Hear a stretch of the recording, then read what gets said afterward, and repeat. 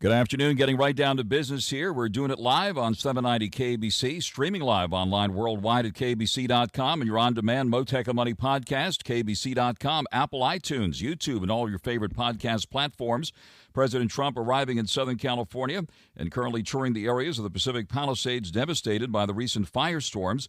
This as the firefight continues in the Palisades and the Eaton Fire area in Altadena and the so-called Laguna Fire in the Castaic area, as well as other areas including San Diego now. Southern California making the switch from red flag high wind danger to rainfall expected this weekend with showers, mountain snow, and cooler temperatures all in the forecast. Now, the fire-ravaged area is bracing for possible debris flows, rock, and mudslides. A massive recovery effort is underway with business groups and relief agencies helping the firestorm victims, as we've been reporting for the past couple of weeks. Sadly, with thousands of homes destroyed in the fires, the homeless crisis in L.A. also getting even more serious. I'll talk about that later this hour with Mark Hood, the CEO of the Union Rescue Mission in downtown Los Angeles. In addition to the firestorms, URM bracing for the expected rain and cold weather as well this weekend. Joining us live now is Los Angeles business leader, civic leader, and philanthropist Rick Caruso, who's on the front line of the recovery efforts in the Palisades. Rick Caruso, thank you very much for taking the call live with us here this afternoon. Thank you, Frank. Thank you for having me on. Appreciate it. Been a rough couple of weeks. Give us your view of what's happening here at this time. Yeah, it's been a terrible couple of weeks. I mean, between Palisades and Malibu and Altadena, we got thousands of people that are lost their homes. We got thousands of people that have lost their jobs, their means of support. We have so many workers out there that don't have a safety net, that have lost their jobs, which we have to figure out how to support. There's a lot to do, obviously, and me and my company, we want to support the efforts of the city, the state, and the federal government as much as possible. But I am hoping that our civic leaders are finding ways to cut red tape and reduce costs, do this with urgency and speed. Maybe we need to be channeling some Dick Reardon back in the day of the 94 quake and rebuilding the Santa Monica Freeway, the 10. There's ways to do things, and we just have to be innovative and creative. But first and foremost, we've got to protect those that are victimized by this and do everything we can to get all three of these neighborhoods rebuilt and done in a smart way. I think there's an opportunity here, Frank, which I've said in the past. Let's not just build, the same infrastructure. Let's underground the power lines. Let's upgrade the water mains. Let's upgrade the fire hydrant systems. Let's make sure we got capacity in reservoirs. For the Palisades, we're going to be rebuilding that community in a fire zone. And let's do it smartly and make the investment now so the same thing doesn't happen again. On the air live with Rick Caruso. President Trump has just arrived and is meeting with some folks in the Palisades area, including victims of the firestorm, as well as city and state officials. What is your message to the president here this afternoon? Well, I thank him for being here, to be on the ground. I think it's important. I've been out there a couple of times, and as much as the press has done a very good job with all the pictures, you can't fathom it until you see it in person. The devastation is beyond imaginable. It really does look like Hiroshima. I've never seen anything like it in my life. It looks like a war-torn area. So my hope is that it's going to really hit him, as a human being, and I'm hoping that he finds a way to work with the governor and the mayor and get some federal relief in here very quickly and start cleaning up, because we've got all this toxic waste. But I'm grateful he's taken the time to be here. How many years do you think it'll take to rebuild this area? I remember the days when you put together Pacific Palisades Village there and did it so lovingly and so meticulously, and it survived the firestorm with great planning on your part. How do you expect this recovery to unfold in the Palisades especially? I run very optimistic on things, but I also run very detailed in the preparation. That's what our team does. And we build very quickly, and we build at a very high level of quality. And you take, our properties out at the Commons of Calabasas and out at the Promenade at Westlake. We built those shopping centers there, a couple 100,000 square feet of shopping centers and whatnot. We built them in like 20 weeks, Frank. I mean, if you're very, very smart, strategic, and have good planning and run on parallel paths, that's what I would do here, and incentivize the contractors to do it. I think it can be done. Listen, I think the cleanup, the infrastructure should all get done within a year. I think people, I would hope, would be my goal that they're starting to rebuild their homes in a year. And, people are back home in a year after that. So I'm really hopeful that a lot of activity can happen very quickly, but we can't have government thinking. We can't have the typical bureaucratic response to these things. We've got to have people that are, really smart, really innovative, that know how to bend the curve, is what I'm telling, everybody on our team, to do things in a much more efficient way and still deliver the quality that these communities deserve. But we've got to get the infrastructure started. So the minute it gets cleaned up, we should be right behind with tons of people, very smart, well-manned crews that are ripping up the streets and putting in the infrastructure. And that should all start getting designed right now, so that the minute the cleanup is done, they can start building. What you don't want to do is do everything in Syrian fashion. You're waiting for one thing to happen before you do another thing, and then it's going to take years.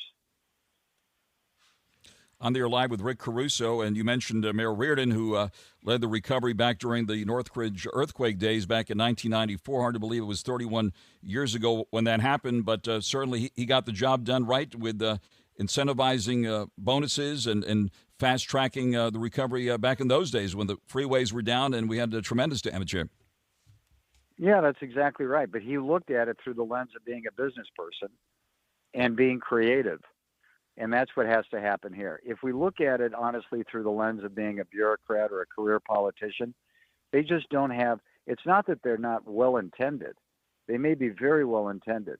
They just don't have the capacity, the education, the knowledge, the experience to do it any other way than the way a government would do it. So this really needs to be done, in my opinion, by public-private partnerships, that you're allowing the private sector to come in and expedite this and get these areas built. If you bring in master plan builders that know how to lay streets, curbs, gutters, and infrastructure, and you break up the zones and you bring in 10 of them, you'll break this down and you'll get it done very quickly.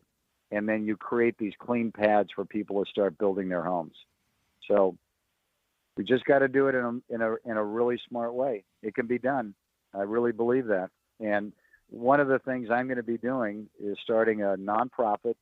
We're staffing it up. We're hiring an executive director that's going to be an advocate for the residents and the small businesses to make sure the city governments, the county, the state, and the federal government are not putting barriers up, are not creating systems that make it more difficult. And we're helping them figure out how to really expedite this, because somebody needs to be a voice of all the individuals that have lost their homes and their businesses. Thank you for breaking that news here on the 790 KBC, Mottek On Money, and for your leadership on this recovery. I know you've been supporting a number of organizations and certainly saluting the first responders. Tell us more about the recovery efforts you're leading there. Well, listen, how great is our city? We know LA Fire is underfunded. I talked a lot about that during my campaign. It's been underfunded for 15 years. And then on top of it, this administration cut funding even more. They were put on notice that they couldn't protect the residents of the city. Nonetheless, the mayor and the city council still reduced the funding. We're paying a very dear price for that now. Tina and I wanted to help out. They need equipment. It's amazing. We've got hundreds of pieces of equipment that are in a boneyard. They don't have the engineers to be working. There's other equipment that they need.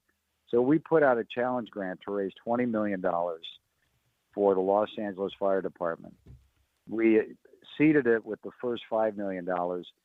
Frank, within 6 days, we had $20 million raised. It's going to forever change now how the fire department can fight fires and protect our residents. Now, we need to raise more for them, but that was a hell of a good start. And I think what we're going to see, because of the generosity and the goodness of the people of Los Angeles, to rebuild churches and synagogues and schools and parks and rec centers, people are going to lean in. I've been getting hundreds of calls. Tell me how to help. So we're going to help organize that. We're going to work alongside the city. And I think the generosity flowing from our residents is going to be huge in our businesses. And we're going to come back strong. That's my plan, and I'm sticking to it, Frank. That's wonderful. Well, you know that you have our full support here, as well as the entire business community. On the air live, yes, with Rick CARUSO, and I see on social media you're, of course, very active, and everyone should follow you there. And people are asking, can you be governor and mayor at the same time? Well, right now I want to be private citizen and just help out. These problems that we're dealing with are way too big for politics. So I don't want politics entering this at all. I just want to do the best I can. I can't do everything. I need a lot of help from a lot of people, and a lot of people have been generous in offering. And so right now, that's my focus. Support the rebuilding efforts. And politics can wait for another day. Rick CARUSO, thank you very much for coming to the line. We'll let you get back to your important work there on the recovery. Rick CARUSO, thank you very much for joining us live here this afternoon. Thank you, Frank. God bless our city, and God bless also Altadena. Yes, sir. We wish you and your family all the best, and we're behind you 100% here on the recovery efforts. That is Los Angeles business leader, civic leader, and philanthropist Rick CARUSO live with us here on Mottek On Money on 790 KABC. Mottek On Money continues here on 790 KABC. President Trump in Los Angeles thanking first responders right now. He arrived at LAX about an hour or so ago now, and he and the First Lady are thanking first responders, members of the Los Angeles Fire Department, Los Angeles County Fire Department, Los Angeles Police Department. Certainly joined in saluting all of the first responders here. The president arriving and was in the process of touring the areas of the Pacific Palisades devastated by the recent firestorms, and is now thanking the first responders personally. All of this as the firefight continues in the Palisades, in the Eaton Fire area, in the Altadena-Pasadena area, the so-called Laguna Fire still happening in the Castaic area, as well as other areas, including several fires in the San Diego area. Now the disaster watch switches from red flag high wind fire danger to rainfall expected this weekend, with showers, mountain snow, and cooler temperatures all in the forecast. The fire-ravaged area is now bracing for possible rock and mudslides. Massive recovery effort, as we just talked about with the Rick CARUSO, is underway, with business groups and relief agencies helping the firestorm victims. We'll continue the conversation later this hour on the homeless crisis with the CEO of the Union Rescue Mission, Mark Hood. He'll be joining me live later this hour, with URM also bracing for the expected rain and cold weather this weekend. Big week for the stock market. Following the presidential inauguration on Monday, we've seen a pretty big rally. Today, a bit of a pullback, though. The Dow down 141 points at the closing bell at 44,424. The S&P 500 down 17, coming off its all-time high, down to 6101. And the NASDAQ sliding nearly 100 points today at 19,954. All three of the major averages did see weekly gains following the presidential inauguration on Monday. For the week, the Dow was up 2.2%, while the S&P 500 and NASDAQ each climbed 1.7%, with the S&P 500 notably hitting an all-time high just yesterday. In the week ahead, investors will be focusing on the Fed's next big policy-setting meeting, with the decision on where it'll set interest rates due on January 29th. That's on Wednesday next week. In the bond market, Treasury yields did slip today, but long-term rates edged up for the week. The yield on the 10-year note has ended the week at 4.62%. Saw a wild ride for the cryptos this week, with Bitcoin kissing 108,000 again this week for a time, at or near its all-time high.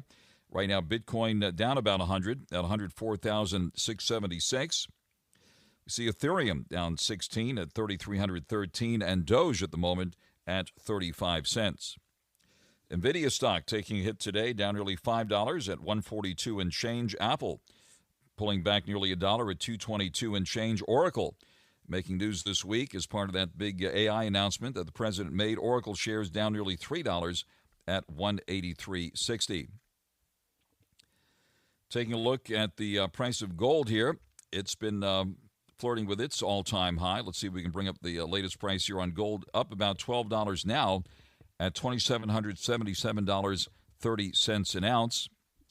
Price of silver has been hovering above $30 an ounce for some time and ended the day slightly higher at $31.04 an ounce. Looks like the dollar slipped a bit overseas, and that appears to help the market this week as well, since weaker dollar makes our stuff less expensive overseas. So we did see a rally in a lot of the multinational companies, including the oil companies this week, following the president's announcement on emphasizing domestic oil production once again. We did see the dollar slip against the euro, which is now at 105. We're at 156 versus the Japanese yen and at 125 versus the British pound sterling.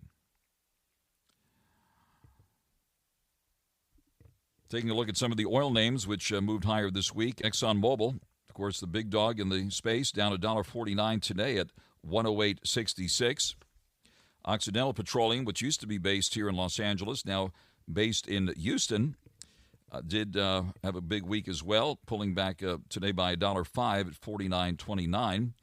And Chevron, which is in the process of moving its headquarters out of California to Houston as well, has closed lower today slightly by 36 cents at 155.65. And now the latest news for you here on 790 KABC. Mottek On Money continues here on 790 KABC. As you heard with Rick Caruso a few moments ago, a massive recovery effort is underway here in Southern California with business groups and relief agencies helping the firestorm victims. Sadly, with thousands of homes destroyed in the fires here, the homeless crisis in Los Angeles getting even more serious, shaping up also to be a rough weekend with rain in the forecast, and people on the streets will need shelter from the rain and cold. Joining us now is Mark Hood, the CEO of the Union Rescue Mission in downtown Los Angeles. Union Rescue Mission, the #1 homeless organization here in the Los Angeles area, includes the main facility in downtown Los Angeles on Skid Row, which is, by the way, not just one street. It's about 60 blocks of the Los Angeles downtown area. URM also includes Hope Gardens in the San Fernando Valley, where URM cares for homeless women, children, as well as seniors. And there's Angela's House in South L.A. In addition to that, URM has thrift stores in Whittier and Covina, and soon to be opening in Torrance. Mark Hood, thank you very much for taking the call here at this critical moment here in Southern California. Hello, Frank, and thank you so much for having me today. It's always a pleasure to be on board, and thank you for taking the time today. Thank you very much for joining us here and with your important work. Tell us about Union Rescue Mission and the effort happening at this moment following the firestorms, helping the firestorm victims, the homeless situation getting even worse here, and how people can help Union Rescue Mission. Absolutely. Union Rescue Mission, like a lot of people in the Los Angeles community, has been impacted by the fires. Fortunately, we haven't, no one has been injured, and there hasn't been any loss of property. We did have to evacuate, over 330 people from our Hope Gardens facility, our women and children, 2 weeks ago when the fires were at their peak and they were getting close to the Silmar area. But they are back in shelter now. And at this point, Union Rescue Mission's focus is on how we can support the community that has been so impacted by these fires. So we have opened our shelters up to anyone that needs shelter, needs a place to stay. Our facilities are open to you, and we would welcome you to come in and join us. But we also know that there's a lot of people out there that have experienced loss of home due to fires that may not be in a homeless situation, but they certainly have immediate needs, whether it be bottled water or clothes or diapers or just basic supplies for their home to get them through the coming days. Our thrift stores that you mentioned in Covina and Whitaker are absolutely open, and people that have been impacted by the fire can shop at those stores free of charge to come in and get the essentials they need. And so we would please ask anyone in the community that needs assistance, please take advantage of that. We want you to use that as a resource. And if you're listening today and you know of people that have been impacted and they may not be listening, please let your friends and neighbors know that there is a place they can go to get the essentials they need to get them through these hard days. On the air live with Mark Hood, the CEO of the Union Rescue Mission in Los Angeles, and you can get more information at urm.org. One thing that got my attention, Mark Hood, your wonderful letter to all the faithful donors and all Angelenos impacted by the fires, sharing your own personal experience having lost your home years ago in a fire. Tell us about your message to the city and your experience in that situation.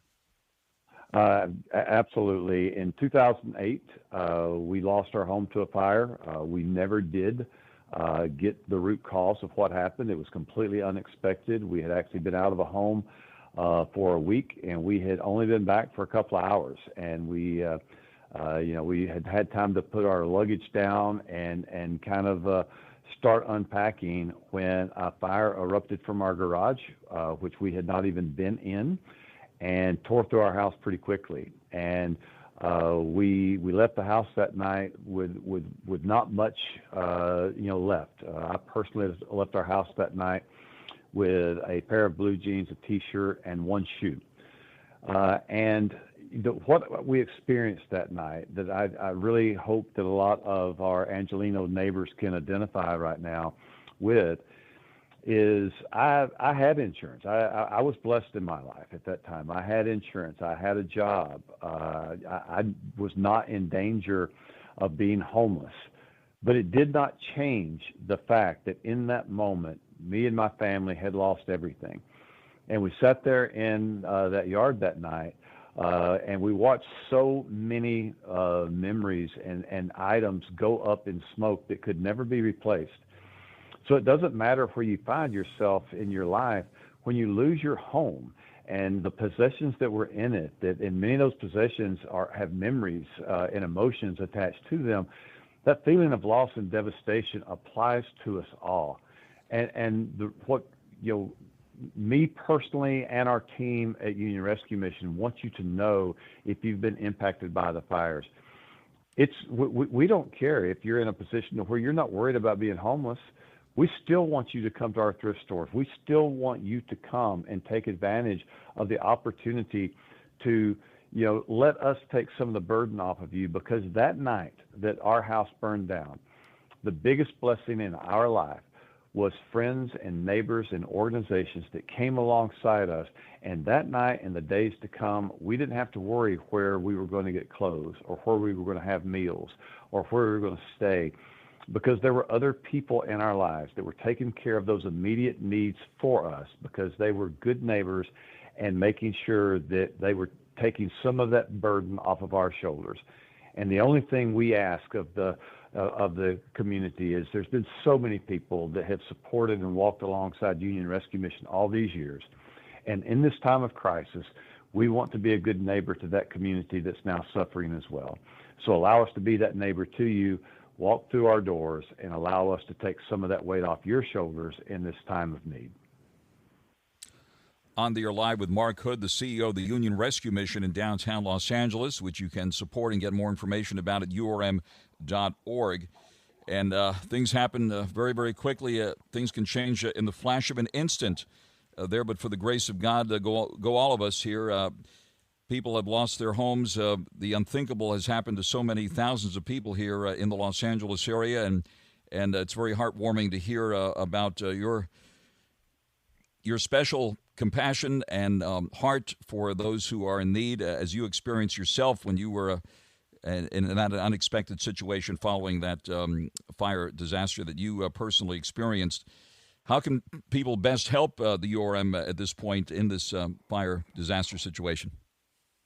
Well, one thing I'm proud to say, Frank, is I know beyond a shadow of a doubt that I am not alone in the fact that, I have a heart for the people that have lost so much. The outpouring from our community and wanting to know what they can give and how they can support has been tremendous. But that need is great, and we still need your support. So, we are receiving at our downtown Mission and at our thrift stores at all our locations. If you have donations of clothes or bottled water or cleaning supplies or diapers or baby clothes, whatever you have, those things are needed. We are taking those and sorting them and redistributing to our thrift stores so they're available to people when they come through the door. And I would also want the community to know that, because of the work we're doing, that, it's put a strain on our transportation and our logistics, the team that is working overtime to make those things happen.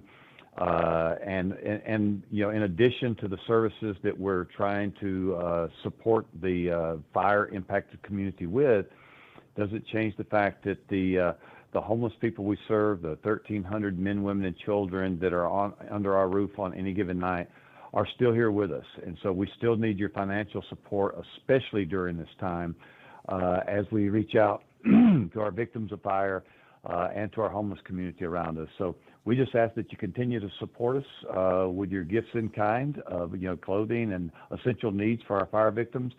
But also, we need your financial support as well during this time that's needed more than ever. So we certainly appreciate the community that still has a desire to support us. On there live with Mark Hood, the CEO of the Union Rescue Mission at urm.org. And certainly Richard Newcomb, the Vice President of Philanthropy there at URM, has also kept us well informed with his excellent presentations before various business groups here in the Los Angeles area. And one thing that is absolutely shocking, and we'll be watching for this weekend as we expect rain and even colder weather. One thing that has been brought to our attention, more people die of hypothermia on the streets of Los Angeles than in New York City, which is absolutely shocking. And this is something that many people may not realize, but so many unsheltered people on the streets. In fact, at last report, the number was about 75,000, which is still at or near all-time highs here in the Los Angeles area. Tell us more about that. Yeah, we're still sitting at 75,000 people homeless, and at least 55,000 of that population unsheltered. And that's the highest in the nation. And that's one of the reasons that when we have cold weather here, when we have wet weather here, that the suffering is great because, number one, we're not really prepared for it. We don't have much of that weather. So when it hits, the people that are living on the streets they're unprepared for it. And we have so many unsheltered here. Although, New York has, a substantial homeless population, they do not have a large population of unsheltered. So that's different for us. So that need is great, and that's the reason that, we continue to urge people to come off the streets, to walk through our doors, to receive shelter. That's also the reason that as people are donating items like blankets and other items that, for the people that are surrounding our facilities, that we're making sure those are available while we're encouraging them to come indoors. But obviously, if you're an Angelino and you've driven downtown in different areas, you understand the need is great. One of the things that warms my heart is that Union Rescue Mission, in the middle of all that need, is an active solution. We're not only welcoming people off the streets and meeting their emergency needs, but we are also showing them the love and grace and mercy of our God and Savior, and that when they enter our doors, they are surrounded by a loving staff that's caring for them in a meaningful way. That's wonderful, and many partnerships involved at URM as well, including USC, UCLA, as well as Pepperdine. So there's more than meets the eye there at Union Rescue Mission. Tell us about some of those partnerships and how people are helped there. Frank, I am so happy you brought that up because that is something that absolutely amazed me when I first experienced it. When you think of a rescue mission, I think most people just think of people needing a place to sleep and 3 hot meals.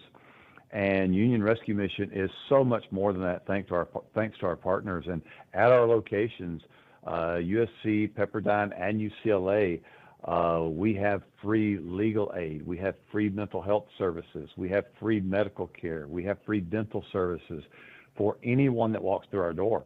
And you don't even have to be a guest here. I mean, we absolutely, if you're staying with us, whether it's in our emergency shelter or whether it's in our life transformation programs, you absolutely have access to all those services the moment you walk through our door. But if you're out on the street, maybe you're not ready to walk through that door. Maybe you haven't made a decision that you want that shelter or that, you're ready for that recovery plan. But wow, I have a toothache or there's something wrong with my foot. I'd like somebody to look at that. Those people walk through our door every day, and they're welcomed and they're taken to those facilities where they're cared for. And we encourage people to take advantage of that. And so thankful that the partners we have within Pepperdine, UCLA, and USC, that they have a heart for the people in our community that are less fortunate, and they absolutely, in a very loving and caring fashion, are taking care of those less fortunate. Mark Hood, the CEO of the Union Rescue Mission in downtown Los Angeles. If you'd like to get help or need help, the website is urm.org. Mark Hood, thank you very much. Godspeed to all of your important work there and everyone at the Union Rescue Mission. Thank you very much for joining us live here this afternoon. Thank you, Frank, and thank you to the Los Angeles community that continues to support us. We need your help more than ever. Thank you very, very much. That is Mark Hood, the CEO of the Union Rescue Mission, live with us here on 790 KBC. Mottek On Money continues here in 790 KBC. More than 50,000 people just attended the 47th Annual Shooting, Hunting, and Outdoor Trade Show in Las Vegas, operated by the Firearms Industry Trade Association, which is the National Shooting Sports Foundation. A lot of big issues discussed there as industry professionals attended the conference at the Venetian Expo and Caesars Forum with thousands of exhibitors representing every corner of the firearms industry. Joining us live now from the conference is Joe Bartozzi, the Chief Executive Officer of the National Shooting Sports Foundation. Joe, thank you very much for taking the call here this afternoon. It's my pleasure, Frank. Thanks for having me. Tell us about that huge gathering there in Vegas and some of the big takeaways this year. Yeah, well, I mean, the show closed about 45 minutes ago. It was the largest in terms of net square footage and also number of exhibitors, the largest show we've had so far in our 47-year history.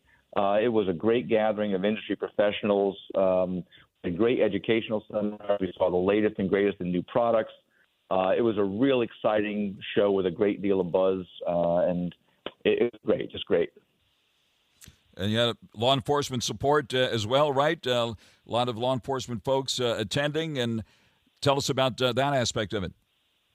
Yeah, we had a tremendous section of the show dedicated to law enforcement products, as well as some military things. We do get representatives from about 100 different countries, plus, of course, all the state and local law enforcement folks from around the country.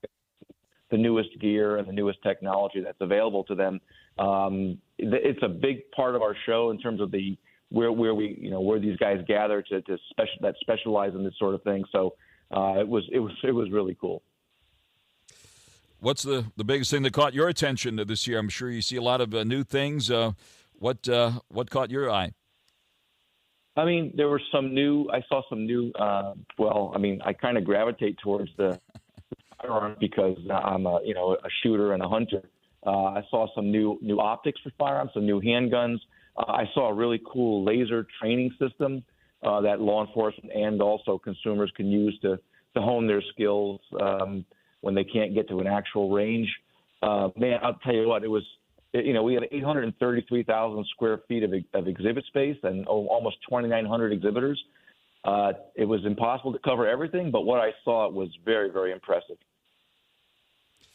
With the change of leadership in Washington, what's the mood there now? You also had a number of governors attend the conference, right? Tell us what's happening on the regulatory front and your outlook under this administration now. Well, certainly, having the inauguration the day before the opening of the show really set the tone for a real positive vibe. I mean, look, we have to deal with whatever administration is in office, but truthfully, when the president, in this case President Biden, literally called the industry, the firearm industry, the enemy, that sets the tone for a very, very difficult situation. We don't want to be considered the enemy. We are the folks that supply law enforcement and military and people who love the Second Amendment with the means and just. So he called the enemy, I thought, was way out of line. So now having President Trump in, who has been there before, who respects the history. Don Jr. was at the show. He was checking out a lot of the new gear. It was great to see him. And so there's a whole new feeling that the federal government will be able to kind of respect us and not be harmful to us. You mentioned the governors. We had a governors forum where we had 5 or 6 governors from around the country that really respect and appreciate the Second Amendment, appreciate what the industry does, not just from a perspective of firearm rights, but also as a business opportunity. So they were there touting whether it be energy policies, energy costs, tax policies, school systems, to try and attract our members and members of the firearm industry to set up shop in their state. So that was really cool to hear their perspectives and to kind of see what they had to say about their respective states. For anyone that wants to follow your important work and maybe attend next year, since the conference just ended, what's the best way to connect with you and get more information about the conference next year? Well, the best place is nssf.org. That's probably the best place to go because that's kind of the hub for all of the other websites that are associated with us. There's a SHOT Show website as well. There's also social media that follows SHOT Show and NSSF. So you can check us out on all the major social media platforms, but probably the first place, the biggest hub, I would say, is nssf.org. Thank you, Joe. Well, appreciate connecting with us here as the conference has wrapped up there in Vegas. We appreciate it and look forward to staying in touch with you. That is Joe Bartozzi, the Chief Executive Officer of the National Shooting Sports Foundation, biggest firearms trade organization here in the U.S., live with us here on Mottek On Money on 790 KABC. Stay tuned now for the 790 KABC News Blitz with Randy Wang, and I'll be back with more at 4 Monday afternoon right here. Mottek On Money, 790 KABC. Hey, my name is Mandy Woodruff Santos, career expert and host of the podcast Brown Ambition. Brown Ambition is conversations about wealth building. Being rich really helps. You should be rich. Entrepreneurship. Women of color are the fastest growing entrepreneur in the country. Whatever, it's fine. And being surrounded by sister friends. Mandy, mention your name on the podcast. You have made it. I was like, oh my God, I have made it. Brown Ambition. Follow and listen on your favorite platform.